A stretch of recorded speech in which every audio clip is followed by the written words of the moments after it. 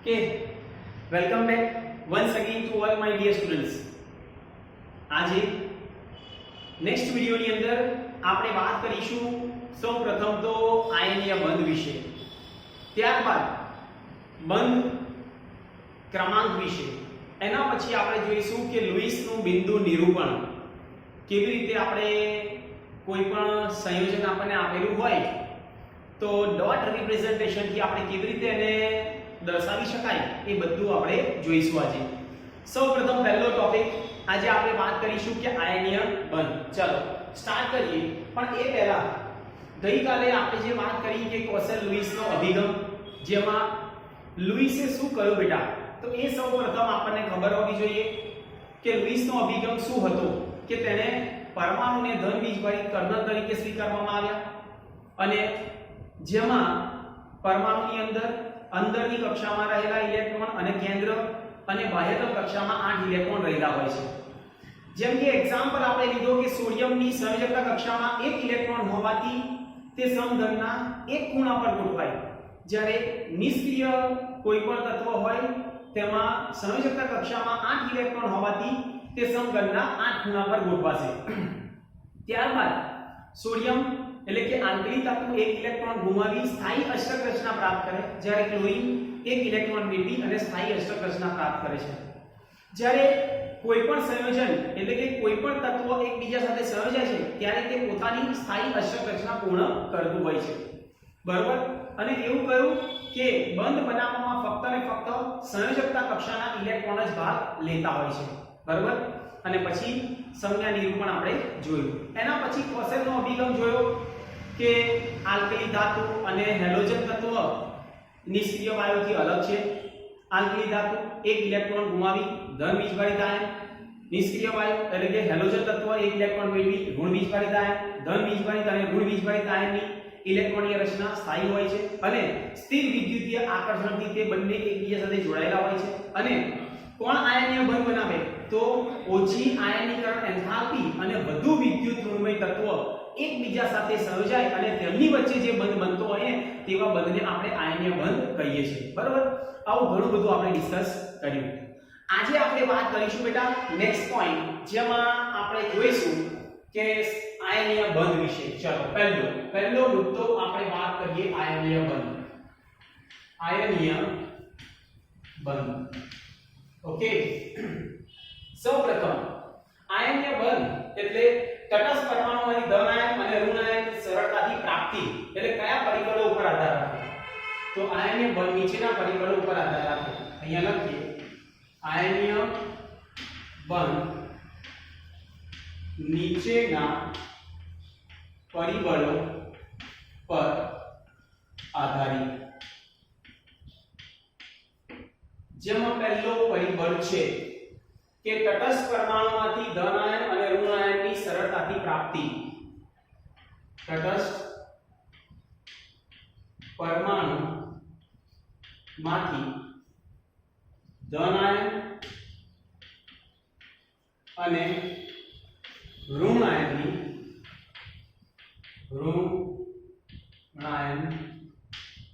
સરળતાથી પ્રાપ્તિ.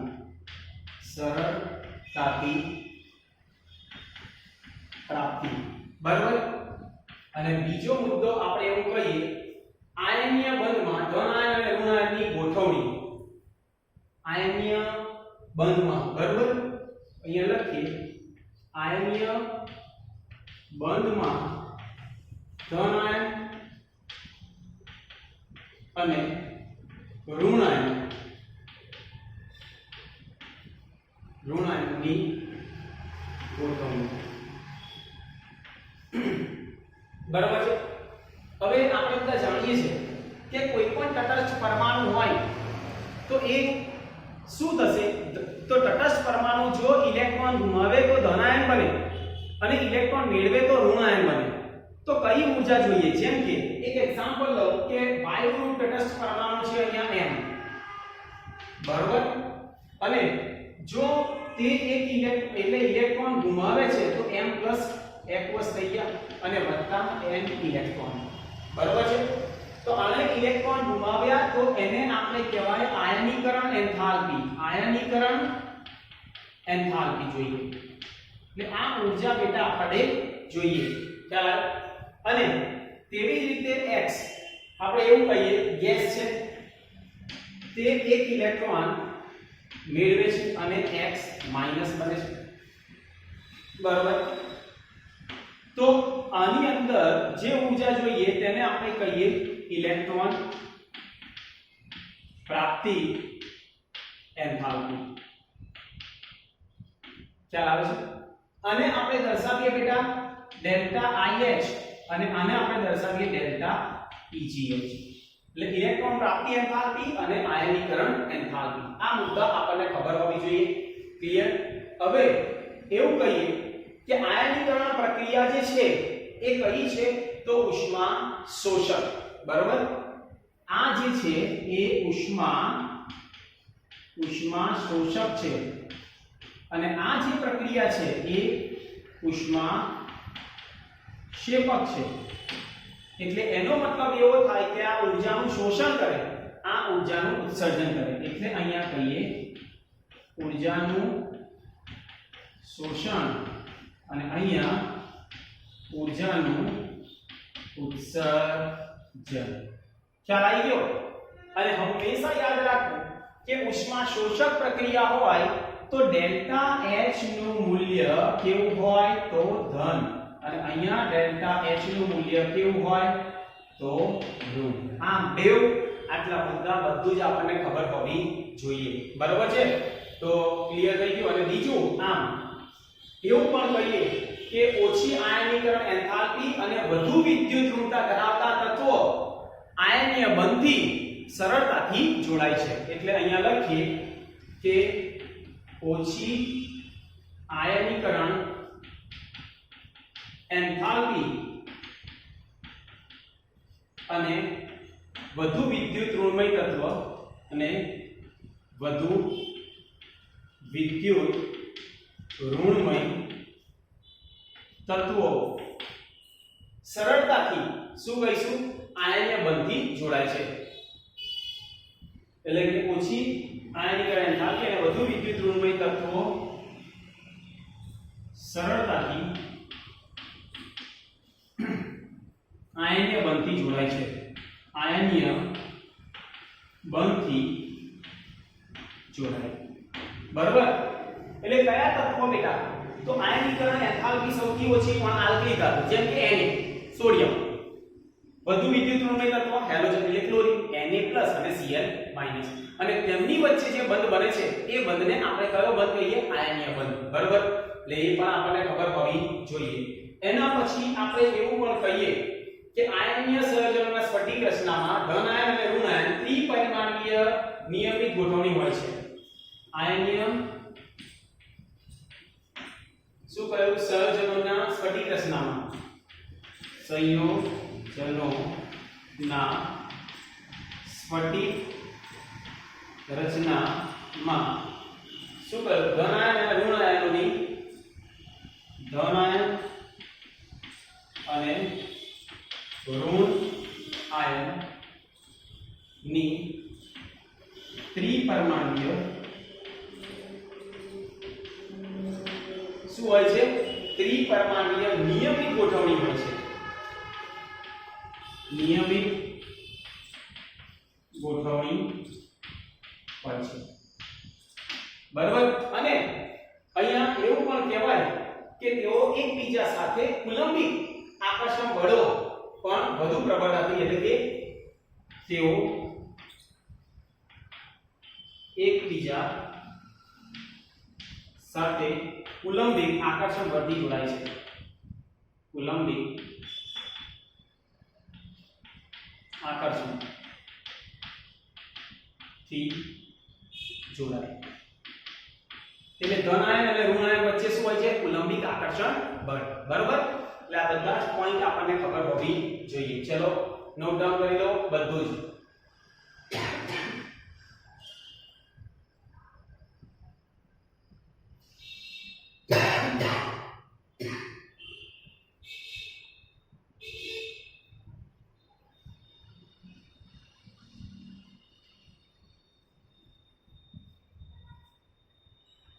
ચલો ક્લિયર થઈ ગયું.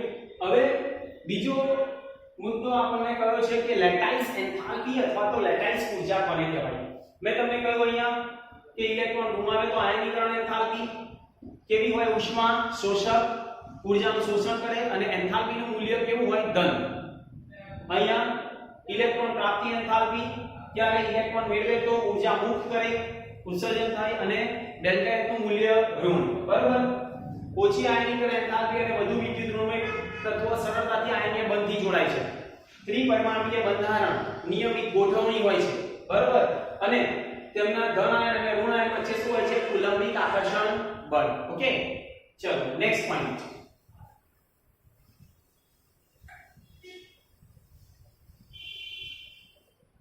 આના પછી સેકન્ડ પોઈન્ટ આપણને આપ્યો કે લેટાઇસ ઊર્જા અથવા તો લેટાઇસ એન્થાલ્પી.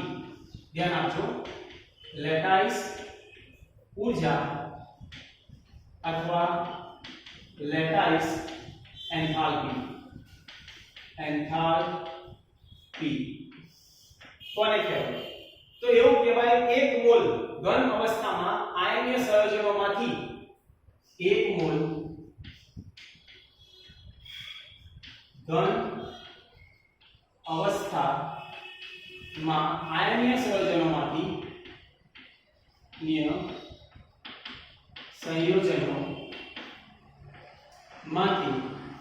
વાયુરૂપ, એવું કહેવાય કે આયનીય સંયોજનોમાંથી વાયુરૂપ ઘટક આયનોને એકબીજાથી વાયુરૂપ ઘટક આયનોને એકબીજાથી અનંત અંતરે દૂર કરવા માટે જરૂરી ઊર્જાને અનંત અંતરે એકબીજાથી અનંત અંતરે દૂર કરવા માટે શું કહ્યું? જરૂરી ઊર્જાને સ્ફટિક લેટાઇસ ઊર્જા કહે છે. જરૂરી ઊર્જાને સ્ફટિક લેટાઇસ ઊર્જા કહે છે. ખ્યાલ આવી ગયો? એટલે એક મોલ વાયુ તટસ્થ પરમાણુ ને અનંત અંતરે દૂર કરવા માટે આપવી પડતી ઊર્જાને શું કહીએ? તો લેટાઇસ ઊર્જા અથવા તો લેટાઇસ એન્થાલ્પી. જેમ કે એક સિમ્પલ એક્ઝામ્પલ અહીં આપણે લઈએ. દાખલા તરીકે NaCl ના સ્ફટિક લેટાઇસ એન્થાલ્પી એક્ઝામ્પલ લઈએ. NaCl ની સ્ફટિક લેટિસ કા તો લેટાઇસ એન્થાલ્પી છે 781 કિલોજૂલ પ્રતિ મોલ છે. બરાબર, 781 કિલોજૂલ પ્રતિ મોલ. સામાન્ય રીતે ઓરડાના તાપમાને દબાણે પાણીમાં દ્રાવ્ય હોય છે. બરાબર, એટલે અહીંયા એનો મતલબ એવો થયો કે NaCl ના સ્ફટિકમાં એક મોલ વાયુ ક્લોરીનને અનંત અંતરે દૂર કરવા માટે કેટલી ઊર્જા જોઈએ છે? 781 કિલોજૂલ પ્રતિ મોલ, જેને આપણે કહેવાય લેટાઇસ ઊર્જા અથવા તો લેટાઇસ એન્થાલ્પી. બરાબર, નોટ ડાઉન કરી લો. ચલો ફટાફટ.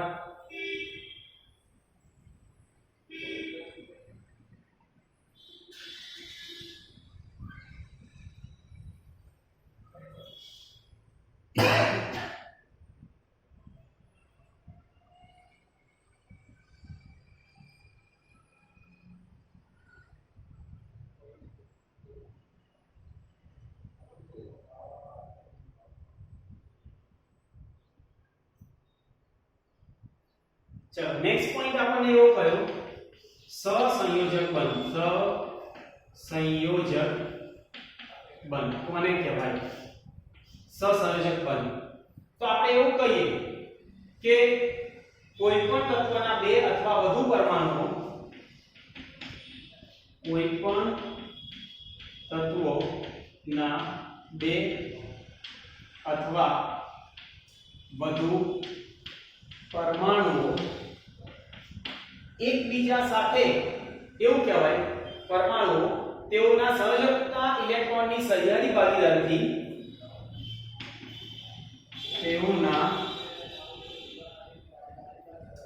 કયા ઇલેક્ટ્રોન? તો સંયોજકતા ઇલેક્ટ્રોનની સંયોજકતા ઇલેક્ટ્રોન ની સહિયારી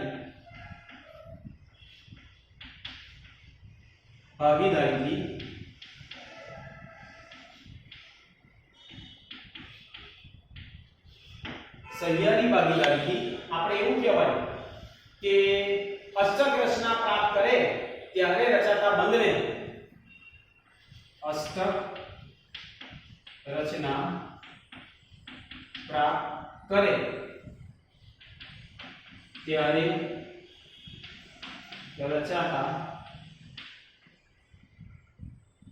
બંધને શું કહીશું? સહસંયોજક બંધ કહે છે. સહસંયોજક બંધ કહે. એટલે સંયોજકતા કક્ષામાં રહેલા ઇલેક્ટ્રોનની સહિયારી ભાગીદારી થાય, બરાબર, અને એના દ્વારા જે બંધ બનતો હોય ને તેને આપણે શું કહીએ? તો સહસંયોજક બંધ. કે તો અહીંયા દાખલા તરીકે સહસંયોજક બંધના પ્રકાર એટલે એકલ બંધ, દ્વિબંધ અને ત્રિબંધ પણ થાય. એક એક ઇલેક્ટ્રોનની ભાગીદારી થાય તો એકલ સહસંયોજક બંધ. જેમ કે એક્ઝામ્પલ લઈએ, ચલો પહેલો એક એક ઇલેક્ટ્રોનની ભાગીદારી કરે છે તો એકલ સહસંયોજક બંધ. જેમ કે અહીંયા હાઇડ્રોજન છે, એનો એક ઇલેક્ટ્રોન અને આ હાઇડ્રોજન, બરાબર. એટલે અષ્ટક રચના અહીંયા બીજો એક્ઝામ્પલ લઈએ, હાઇડ્રોજન નો એક અને અહીંયા ક્લોરીન 1 2 3 4 5 6 અને 7, બરાબર. ખ્યાલ આવી ગયો? એવી રીતે CH4 એટલે C 1 2 3 4 અહીંયા એક H, અહીંયા બીજો H, ત્રીજો H અને ચોથો H. ક્લિયર? સમજી ગયા? તો આને આપણે કહેવાય એકલ સહસંયોજક બંધ. તમે જો આની અંદર ત્યાં અહીંયાથી, બરાબર, એ રીતે અહીંયા તો અહીંયા. ક્લિયર? બરાબર છે. તો આને આપણે આ રીતે પણ લખાય H-H-Cl અને CH4, બરાબર. અને આપણે કહેવાય એકલ સહસંયોજક બંધ. કેમ? કારણ કે એક એક ઇલેક્ટ્રોનની ભાગીદારી થતી હોય અને તેમની વચ્ચે જે બંધ બને તેને એકલ સહસંયોજક બંધ કહેવાય. એક એક જો અહીંયા એક એક ઇલેક્ટ્રોનની ભાગીદારી થઈ, બરાબર, તેને આપણે એકલ સહસંયોજક બંધ કહીએ. અહીંયા લખી દો એકલ સહસંયોજક બંધ. હવે દ્વિસહસંયોજક બંધ, બે બે ઇલેક્ટ્રોનની ભાગીદારી થાય અને બનતા બંધને આપણે દ્વિસહસંયોજક બંધ કહીએ. જેમ કે એક્ઝામ્પલ લઈએ, ચલો કે ઓક્સિજન, તો ઓક્સિજન 1 2 3 4 5 6 એની બાયોટોપ કક્ષામાં 6 ઇલેક્ટ્રોન, રાઈટ. અહીંયા 1 2 3 4 5 6 થઈ ગયા. તો આ તમે જો 8 થઈ ગયા અષ્ટક રચના પૂર્ણ, 8 થઈ ગયા અષ્ટક રચના પૂર્ણ, બરાબર. એવી રીતે C અહીંયા 1 2 3 4 અહીંયા ઓક્સિજન 1 2 3 4 5 6 ઓક્સિજન 1 2 3 4 5 6, બરાબર. હવે તમે જો આની અંદર પણ કાર્બન સાથે કેટલા થયા? 3 6. આની અંદર 4 ને 4 8 એટલે આ થઈ ગયા. અને આની અંદર પણ. ક્લિયર? સમજાય છે? અને અષ્ટક રચના પૂર્ણ થાય છે, બરાબર. એવી રીતે બીજો એક્ઝામ્પલ લઈએ C 1 2 1 2 2 અહીંયા હાઇડ્રોજન, અહીંયા હાઇડ્રોજન, અહીંયા હાઇડ્રોજન અને અહીંયા પણ હાઇડ્રોજન. ક્લિયર? તો આ બધામાં કેટલા બંધ બને છે? તો દ્વિબંધ. બે બે ઇલેક્ટ્રોનની ભાગીદારી થતી હોય તો તેમની વચ્ચે કેટલા બંધ બનાય? 2, બરાબર. તો આનો બંધ ક્રમાંકનું મૂલ્ય કેટલું થાય? 2. અહીંયા બંધ ક્રમાંકનું મૂલ્ય 1. ઓકે, એટલે એ પણ આપણને ખબર હોવી જોઈએ. અને ત્રિબંધની આપણે વાત કરીએ તો નાઇટ્રોજન હોય 1 2 3 4 5, અહીંયા 1 2 3 4 અને 5. તમે જો આ 8 અને આ પણ 8 થઈ ગયા. એટલે નાઇટ્રોજન વચ્ચે કેટલા બંધ બનશે? ટ્રિપલ બોન્ડ, બે અબંધકારક ઇલેક્ટ્રોન યુગ્મ. અહીંયા ઓક્સિજન વચ્ચે ડબલ બોન્ડ 1 2 3 4 1 2 3 4, બરાબર, અબંધકારક ઇલેક્ટ્રોન યુગ્મ. એવી રીતે બીજો એક્ઝામ્પલ C 1 2 3 અહીંયા કાર્બન 1 2 3 અહીંયા એક હાઇડ્રોજન અને અહીંયા પણ એક હાઇડ્રોજન. ઓકે, તો અહીંયા તમે જુઓ કેટલા બંધ બન્યા 1 2 3 એટલે એક એક ઇલેક્ટ્રોનની ભાગીદારી થાય તો એક જ, બે થાય તો બે, અને ત્રણ થાય ત્રણ ઇલેક્ટ્રોનની ભાગીદારી થઈ તો આપણને ત્રિસહસંયોજક બંધ આપણને મળે છે. ઓકે, પણ ઇલેક્ટ્રોનની ભાગીદારીથી બનતા બંધને આપણે શું કહીએ છીએ? સહસંયોજક બંધ. ક્લિયર? ચાલો જોઈએ.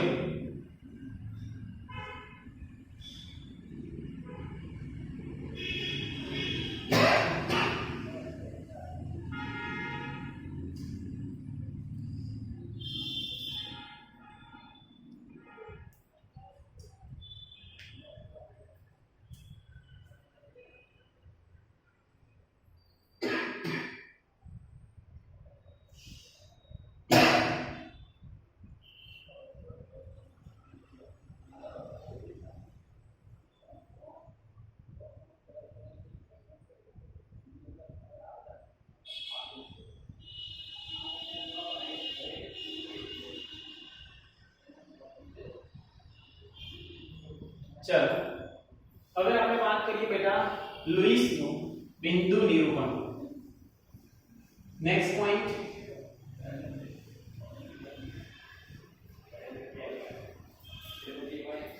જેને આપણે કહીએ લુઈસનું બિંદુ નિરૂપણ. કશું છે ભાઈ તમારું? પેલું ચાર્જર. ચાર્જર. હલો સાહેબ, લુઈસનું બિંદુ નિરૂપણ. બિંદુ નિરૂપણ બરોબર. ઇમ્પોર્ટન્ટ પોઈન્ટ છે, આપણે બધાને ખબર હોવી જોઈએ. સૌપ્રથમ અણુની રચનામાં ભાગ લેતા પ્રત્યેક પરમાણુ પહેલા તો એને મધ્યસ્થમાં ગોઠવો અને એની આસપાસ બીજા પરમાણુને ગોઠવવામાં આવે છે. બરોબર. અહીંયા લખીએ કે અણુની રચનામાં ભાગ લેતા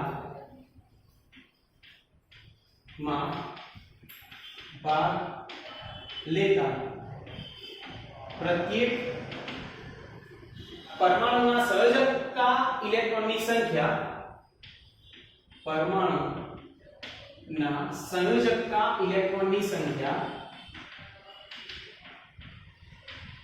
इलेक्ट्रॉननी संख्या जे छे ગણતરીમાં લેવામાં આવે છે. બરાબર. ગણતરીમાં લેવામાં આવે એટલે જેટલા પરમાણુ હોય તેની સંખ્યાને પહેલા તો ગણતરીમાં લેવી. એક્ઝામ્પલ જોઈએ એટલે બધું ખ્યાલ આવશે. અને તેને પરમાણુની સંખ્યાની આસપાસ અને પરમાણુની સંખ્યાની આસપાસ તેને ગોઠવવામાં આવે છે. બરાબર. જરૂરિયાત પ્રમાણે ગોઠવવામાં આવે એટલે એવું કહીએ પ્રમાણે ગોઠવવામાં આવે.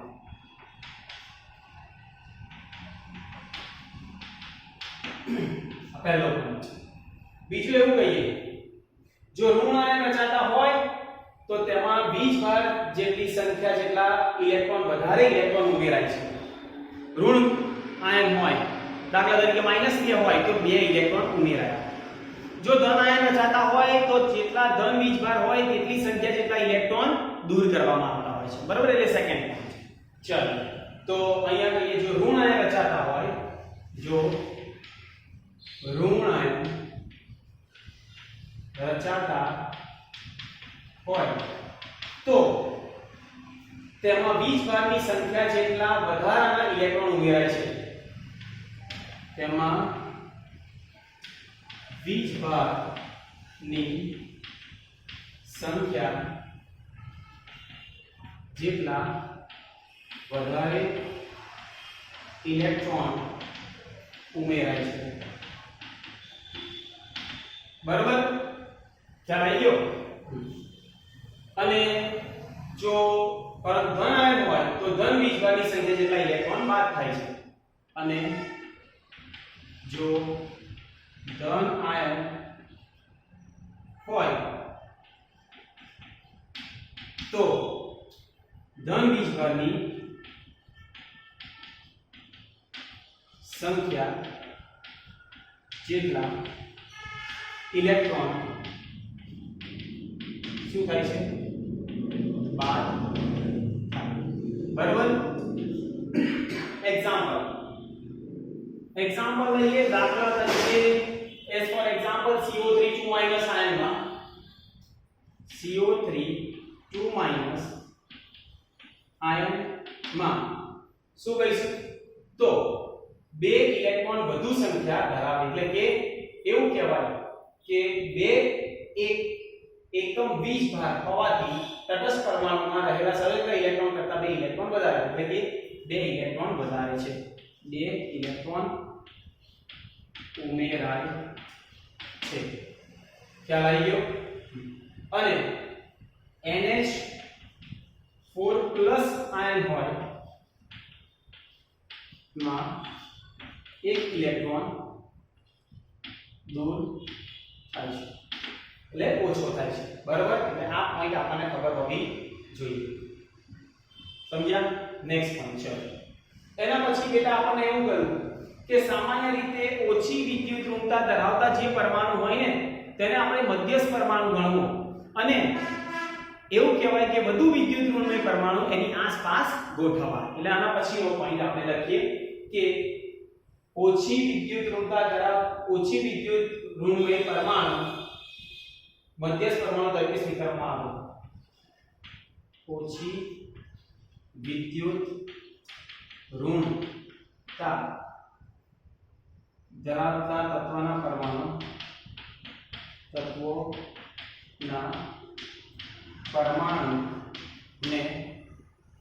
મધ્યસ્થ પરમાણુ તરીકે સ્વીકારવામાં આવે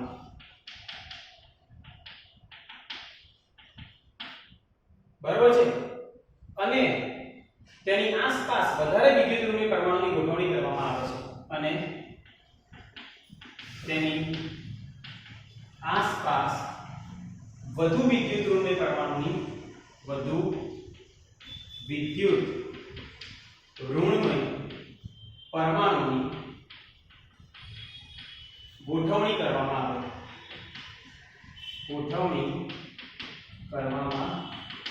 એનો મતલબ એવો થાય કે જ્યારે કોઈ પણ સંયોજન હોય ને તો સંયોજનમાં જે તત્વની વિદ્યુત ઋણતા ઓછી હોય તેને મધ્યસ્થ ગણવો અને વધુ વિદ્યુત ઋણમય પરમાણુ એની આજુબાજુ ગોઠવવા બરાબર આ થર્ડ પોઈન્ટ કહે છે રાઈટ તો એ પણ આપણને ખબર હોવી જોઈએ અને ત્યારબાદ આપણને એવું પણ કહ્યું કે જે ઇલેક્ટ્રોન યુગ્મ ભાગીદારી કરી રાસાયણિક બંધની રચના પરિણામે તેને બંધકારક અને જેને અબંધ જે ઇલેક્ટ્રોન યુગ્મ એવું કહેવાય કે ભાગીદારી કરી રાસાયણિક બંધની રચનામાં પરિણામે બરાબર તો જે ઇલેક્ટ્રોન યુગ્મ ભાગીદારી કરી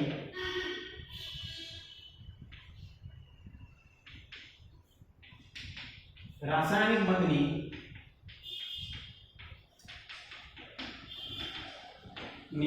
રચનામાં પરિણામે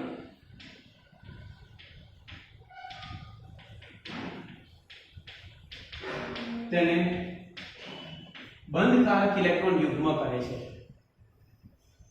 બંધકારક ઇલેક્ટ્રોન યુગ્મ કહે છે અને જે સંયોજકતા કક્ષામાં રહેલા ઇલેક્ટ્રોન રાસાયણિક બંધ એટલે કે રાસાયણિક બંધ બનાવતા નથી તેને અબંધકારક ઇલેક્ટ્રોન યુગ્મ કહે છે એટલે એવું કહીએ ઇલેક્ટ્રોન યુગ્મ બંધની રચનામાં ભાગ ન લે જે ઇલેક્ટ્રોન યુગ્મ રાસાયણિક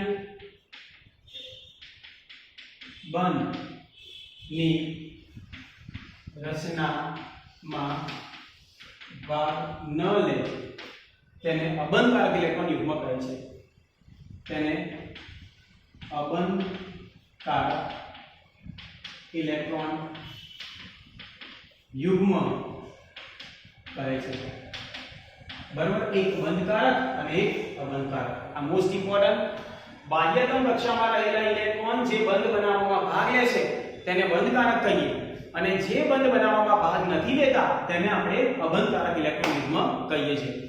બિંદુ નિરૂપણ આપણે જોઈએ સંજ્ઞા દ્વારા એટલે બધું જ ખ્યાલ આવી જશે. બરાબર. જેમ કે અહીંયા એક સિમ્પલ એક્ઝામ્પલ આપણે લઈ લઈએ. દાખલા તરીકે અણુ અથવા તો આયન છે, આયન, બરાબર છે, અને અહીંયા આપણે લખીએ તેનું બંધારણ. ઓકે, બરાબર છે. તો ચલો પહેલું તો H2 એને મારે લખાય કેવી રીતે? તો આપણે બધા જાણીએ છીએ કે H.H. ઓકે, તો એનો બંધ કેવી રીતે બનશે? તો બંધારણ H ડેશ H એક બંધ થઈ ગયો, જેને કહીએ લુઈસનું બિંદુ નિરૂપણ. બીજું આપણે લઈએ O2. ચલો ઓક્સિજનની બાહ્યતમ કક્ષામાં કેટલા ઇલેક્ટ્રોન? 6. તો 1 2 3 4 5 6 એવી રીતે અહીંયા 1 2 3 4 5 અને 6 થઈ ગયા. ક્લિયર? સમજાય છે? તો આને આપણે આ રીતે લખીશું ઓક્સિજન ડબલ બોન્ડ 1 2 3 4 1 2 3 4. ઓકે, ચલો ક્લિયર?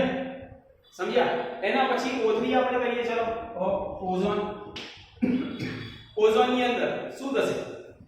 તો ઓક્સિજન અહીંયા 1 2 3 4 5 અહીંયા 1 2 3 4 5 6 આની અંદર ઓક્સિજન અને અહીંયા 1 2 3 4 5 6 7 એટલે અહીંયા માઈનસ અહીંયા પ્લસ. બરાબર? ક્લિયર? અને ડ્રો કરવું હોય તો આ રીતે થાય. ઓક્સિજન અહીંયા ડબલ બોન્ડ O, અહીંયા સિંગલ બોન્ડ O, અહીંયા માઈનસ અને અહીંયા પ્લસ. 2 3 4 5 6 1 2. ક્લિયર? અને આને 1 2 3 અને 4. આ ડોટ જે છે ને બેટા એ શું છે? તો તેની સંયોજકતા કક્ષામાં રહેલા ઇલેક્ટ્રોન. બરાબર? બીજું NF3. ચલો મધ્યસ્થ પરમાણુ. હવે આવું સંયોજન હોય તો મધ્યસ્થ પરમાણુ કોને કહ્યું? તો હવે જ આપણા નિયમ પ્રમાણે એવું કહ્યું કે મધ્યસ્થ પરમાણુ તેને લેવો કે જેની વિદ્યુત ઋણતા ઓછી હોય. તો નાઇટ્રોજન અને ફ્લોરિનમાં કોની સૌથી ઓછી વિદ્યુત ઋણતા? તો નાઇટ્રોજન. એટલે નાઇટ્રોજનને આપણે મધ્યસ્થ પરમાણુ તરીકે સ્વીકારવામાં આવશે. એટલે અહીંયા નાઇટ્રોજન. ઓકે, એની બાહ્યતમ કક્ષામાં 5 ઇલેક્ટ્રોન. 5 એટલે 3 તો ફ્લોરિન જોડે ભાગીદારી હશે. 1 2 3 4 ને 5 એટલે ફ્લોરિન 1 2 3 4 5 6 7 અહીંયા 1 2 3 4 5 6 7 ફ્લોરિન 1 2 3 4 5 6 અને 7 તો આપણી. બરાબર છે? તો આને આપણે આ રીતે પણ ડ્રો થાય. નાઇટ્રોજન મધ્યસ્થ પરમાણુ અબંધકારક ઇલેક્ટ્રોન 2 3 ફ્લોરિન અને ફ્લોરિન. અહીંયા 1 2 3 4 5 6 2 3 4 5 6 1 2 3 4 5 6. ક્લિયર? સમજી ગયા? બરાબર છે? તો આ બધું આપણને ખબર હોવી જોઈએ. એના પછી આપણે એવું કહીએ CO3 2-. ધ્યાન આપજો. CO3 2- મધ્યસ્થ પરમાણુ કાર્બન. બરાબર છે? તો કાર્બન અહીંયા 1 2 3 અને 4 થઈ ગયા. ઓક્સિજન અહીંયા ઓક્સિજન અહીંયા ઓક્સિજન. ચલો અને 1 2 3 4 5 6 કે આની અંદર 1 2 3 4 5 1 2 3 4 5 6 અને 7. બરાબર છે? એટલે એક બાજુ પ્લસ અને એક બાજુ માઈનસ. કોઈ પણ રીતે તમે કરી શકો. કાં તો બે બાજુ આપણે માઈનસ પણ લખી શકીએ. એટલે આની અંદર -2 કેમ આવે? પ્રશ્ન એવો થાય ઘણા બધા વિદ્યાર્થીઓને. કારણ કે અહીંયા તમે જુઓ કે એક ઇલેક્ટ્રોન અહીંયા વધારે છે એટલે આ પણ માઈનસ આવશે, આ પણ માઈનસ આવશે. ક્લિયર થઈ ગયો? એટલે -2. હવે આને સ્ટ્રક્ચર ડ્રો કરવું હોય તો આ રીતે ડ્રો થાય. C double bond O dash dash O O અને ઉપર શું આવશે? -2. આ માઈનસ આ માઈનસ એટલે -2 થઈ ગયા. બરાબર? અને અહીંયા 1 2 3 4 અહીંયા 1 2 3 4 5 6 1 2 3 4 5 અને 6. આ ખબર હોવી જોઈએ. તમે જુઓ -2 કેમ આયા? 2 2 4 2 6 અને 1 7 થયો. એક વધ્યો એટલે એક લીધો. અહીંયા પણ 7 થયા એટલે એક લીધો એટલે -2. તો આ થયું બેટા લુઈસનું બિંદુ નિરૂપણ. કોઈ ટોપિક પૂછે કે લુઈસનું બિંદુ નિરૂપણ સમજાવો તો આ બધું જ આપણે નોટ ડાઉન કરવાનું છે. પણ ખાસ અગત્યનો પોઈન્ટ યાદ રાખજો કે મધ્યસ્થ પરમાણુ કોને લેવાનો? તો જેની વિદ્યુત ઋણતા ઓછી હોય તેને મધ્યસ્થ પરમાણુ અને જેની વિદ્યુત ઋણતા વધારે હોય એ મધ્યસ્થ પરમાણુની આસપાસ આપણે ગોઠવવાના છે. એના પછી બીજો પોઈન્ટ આપણે જે યાદ રાખીશું તે કે જે સંયોજકતા કક્ષામાં જે ઇલેક્ટ્રોન રહેલા છે જે બંધ બનાવવામાં ભાગ લે છે તેને બંધકારક ઇલેક્ટ્રોન યુગ્મ કહીએ છીએ. બંધકારક એટલે આ બંધકારક કહેવાય અને આ બધા જે છે ને એ અબંધકારક ઇલેક્ટ્રોન યુગ્મ બાહ્યતમ કક્ષામાં છે પણ બંધ બનાવતા નથી. તો જે ઇલેક્ટ્રોન બંધ નથી બનાવતા તેને અબંધકારક કહીએ અને જે સંયોજકતા કક્ષાના ઇલેક્ટ્રોન બંધ બનાવવામાં ભાગ લે છે તેને બંધકારક ઇલેક્ટ્રોન યુગ્મ કહીએ છીએ. બરાબર? ચલો અહીંયા સુધી બધું નોટ ડાઉન કરી દો. ચલો બરાબર.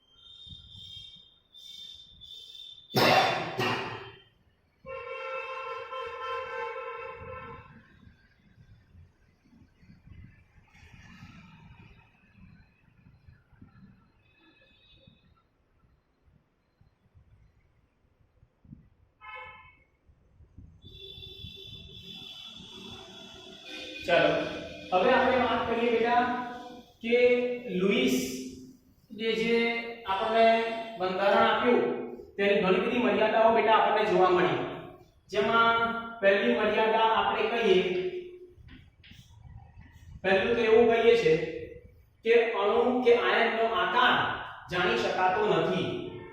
અણુ અથવા આયનનો આકાર જાણી શકાતો નથી લુઈસના બંધારણ દ્વારા. પછી ઘણું બધું અપવાદ તરીકે આપણને જોવા મળ્યું. અપવાદ પણ કેટલાક અપવાદો કયા અપવાદ? તો જો BeCl2 માં બેરિલિયમ મધ્યસ્થ પરમાણુ થયો. બરાબર? અહીંયા બેરિલિયમની બાહ્યતમ કક્ષામાં 2 તો ક્લોરીન 2 થઈ ગયા. અહીંયા 1 2 3 4 5 6 7 1 2 3 4 5 6 7. તો એવું કહ્યું કે સંયોજનમાં રહેલા દરેક તત્વ અષ્ટક રચના પૂર્ણ કરે. પણ અહીંયા તમે બેરિલિયમની અંદર તમે જો કેટલા થાય 1 2 3 ને 4 જ થાય. અષ્ટક રચના પ્રાપ્ત થતી નથી. છતાં પણ તે એવું કહે છે કે સ્થાયી છે. ખ્યાલ આવી ગયો? ક્લોરીનમાં અષ્ટક રચના થઈ ગઈ તમે જો, પણ આ બેરિલિયમની અંદર તો કેટલા થયા? બરાબર? છતાં પણ તે કેવું છે? સ્થાયી છે. બેરિલિયમ મધ્યસ્થ અષ્ટક પૂર્ણ થતું નથી છતાં પણ સંયોજન સ્થાયી છે. અહીંયા એવું કહીએ અષ્ટક પૂર્ણ થતું નથી છતાં પણ BeCl2 સ્થાયી છે. ખ્યાલ આવી ગયો? તો એક આ અપવાદ તરીકે લીધું. એવી જ રીતે બીજા ઉદાહરણ PCl5 માં PCl5 મધ્યસ્થ પરમાણુ ફોસ્ફરસ. બરાબર? ફોસ્ફરસ ની અંદર 1 2 3 4 5 ક્લોરીન 1 2 3 4 અને 5 1 2 3 4 5 3 4 5 6 1 2 3 4 5 6 1 2 3 4 5 6 3 4 5 6 1 2 3 4 5 6. ઓકે, હવે તમે જો કે આની અંદર તમે જો આ બધાની અષ્ટક રચના પૂર્ણ થઈ ગઈ. ઓકે, આની થઈ ગઈ, આની થઈ ગઈ, આની થઈ ગઈ, આની થઈ ગઈ અને આની પણ થઈ ગઈ. ઓકે, પણ આ ફોસ્ફરસ જે છે એમાં તો કેટલા બધા વધી ગયા. જો કેટલા થયા? 10 થઈ ગયા. બરાબર? એટલે આપણે એ કે છતાં પણ તે કેવું છે? સ્થાયી છે. એટલે આ પણ આપણને ખબર હોવી જોઈએ. ક્લિયર? અને છેલ્લું આપણે એવું કહ્યું કે કદ વધતા મધ્યસ્થ પરમાણુ, અહીંયા કહીએ મધ્યસ્થ પરમાણુના કદના વધારા સાથે સ્થાયીતા ઘટે છે. એટલે અહીંયા લખું મધ્યસ્થ પરમાણુના કદ વધવાથી સ્થાયિકા ઘટે છે. તો મધ્યસ્થ પ્રમાણના પદ એટલે દાખલા તરીકે સ્થાયિકાનો ક્રમ સૌથી વધુ pH3 ફોસ્ફરસ આર્સેનિક ત્યારબાદ એન્ટીમની બેન્ઝાસ BiH3 ક્લિયર સમજ્યા. તો આ આપણને ખબર હોવી જોઈએ. ક્લિયર ને બરોબર. તો અહીંયા આ હતું બેટા આપણે લુઈસની થોડી મર્યાદા હતી. તો અહીંયા સુધી આજના વિડિયોમાં ઘણું બધું આપણે શીખ્યા. સૌપ્રથમ આપણે જોયું કે ભાઈ કોસલ લુઈસનો અભિગમ શું હતો જે ગઈકાલે આપણે ડિસ્કસ કર્યું. એના પછી આપણે ડિસ્કસ કર્યું કે ભાઈ પહેલી તો આપણે વાત કરી આયનીય બંધ, પછી લેટાઈસ ઊર્જા લેટાઈસ એન્થાલ્પી કોને કહેવાય, ત્યારબાદ સહસંયોજક બંધ કોને કહેવાય, બંધ ક્રમાંક, લુઈસનું બિંદુ નિરૂપણ કોને કહેવાય અને ત્યારબાદ તેની મર્યાદા. ઓકે. તો આજના માટે આટલું ઇનફ. નેક્સ્ટ વિડિયોની અંદર આપણે વાત કરીશું આગળ જેમાં બંધ લંબાઈ, બંધ કોણ, બંધ એન્થાલ્પી આ બધું વાત કરીશું. Okay. So thank you very much.